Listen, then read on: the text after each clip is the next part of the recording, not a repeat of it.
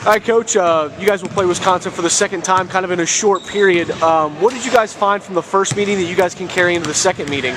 It is interesting playing a team so close in proximity. I think it was about 2 weeks ago, and strangely they had a bye, so they've only played 2 games, which is even stranger when you try to scout and whatnot.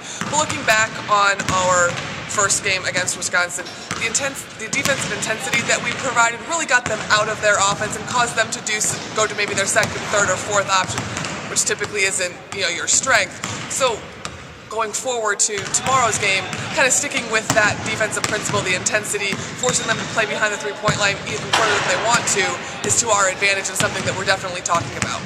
And then one thing that you guys have been is you've been on a roll. You guys have put together a very nice winning streak, and during your time at Penn State, you were a part of a couple of those too. What does it take for a team to maybe get on a roll and be playing well for an extended period of time?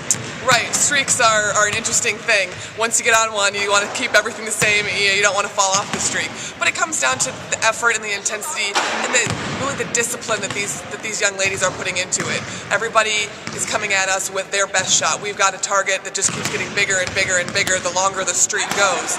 And credit to these kids and the coaching staff and everybody around us that it's not about who's coming at us or what they're doing, but it's our standard and where we're at. And just keeping our players to that same level is what's very important.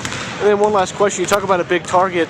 Nikki Greene has been very good for you guys in the low post, along with everybody else, but she's really put up some big numbers lately. Talk about her development as a player, not only during her career, but even just this year. Sure. Nikki's development over her 4 years has been a steady increase. And I think a lot of people wanted her to increase faster than she did maybe her freshman or sophomore year.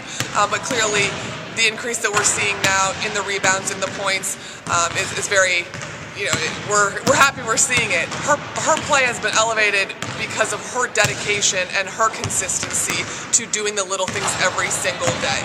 She's a very methodical player, a linear thinker. She's going to do every step right down the row.